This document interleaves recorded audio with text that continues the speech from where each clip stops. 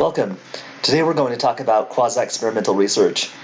This topic is a bridge between all of the types of non-experimental research that we've covered so far this semester and experimental research, which is something that we've talked about, but something that we haven't gone into as much detail yet.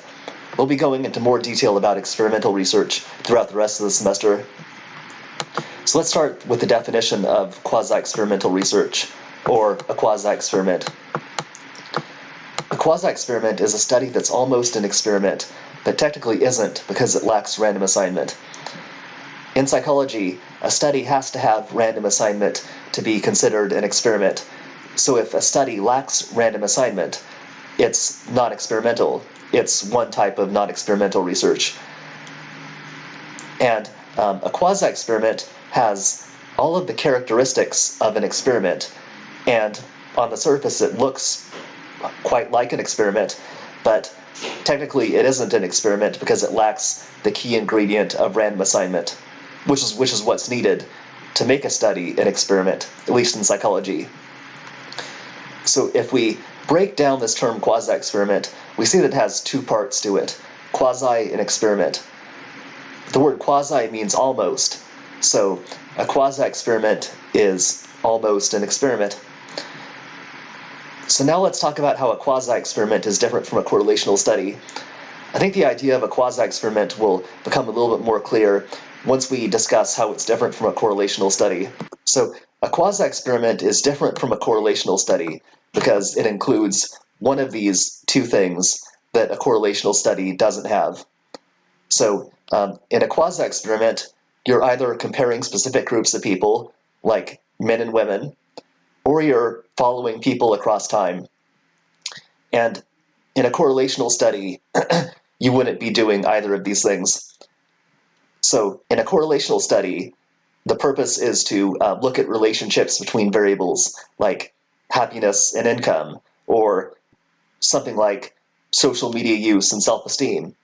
In a correlational study, you're trying to look at a correlation between two variables, and in a correlational study, you calculate a correlation coefficient, where you might create a scatter plot, and then you look at whether the correlation is positive, negative, or no correlation. And in a quasi-experiment, the focus isn't on relationships between variables. The focus is on either differences between groups or following groups of people across time. So let's say I did a study in which I compared the happiness of men and women. That would be a quasi-experiment. And let's imagine I do a study in which I follow people across time just to look at how happiness changes across the lifespan. That would also be a quasi-experiment. So right now you're probably thinking that the difference between a correlational study and a quasi-experiment is pretty clear. After all, a correlational study focuses on relationships between variables, and a quasi-experiment focuses on one of these two things. But in some cases, it can be difficult to decide if a study is correlational or quasi-experimental. And I'll give you an example. So imagine a person wants to look at the relationship between income and happiness. And the person gives out a survey and asks each person, how much money do you earn per year? What's your annual salary? And how happy are you from 1 to 7? And then the person simply collects the answers and then calculates the correlation coefficient and looks to see if there's a positive correlation. That would be a correlational study on income and happiness. Now imagine that a researcher wants to look at happiness and income, but this researcher has specific incomes in mind that he or she wants to compare.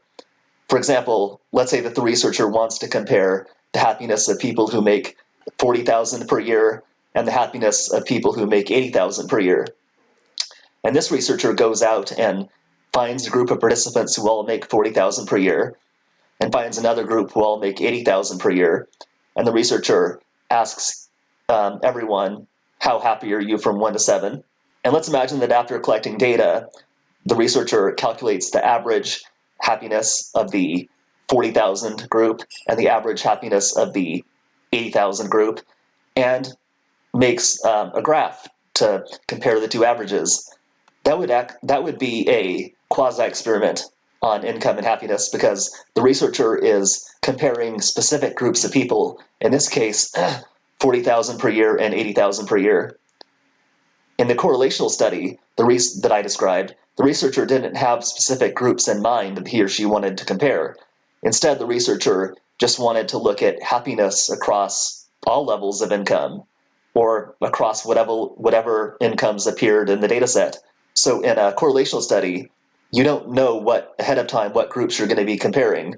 You just collect the data, you make a scatter plot, and you just look at the dots in the scatter plot that happen to appear.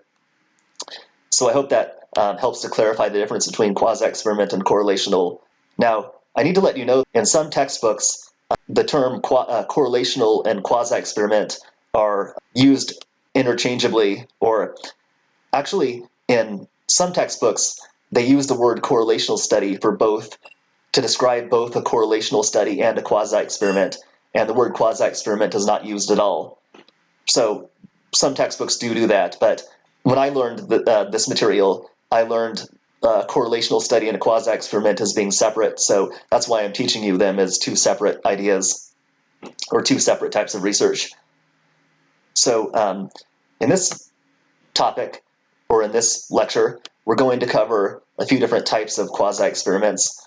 We're going to cover developmental studies, ex post facto studies, and non-equivalent groups designs. So please enter the link for the next video, or for the next part of this video, and we'll pick up right where we left off.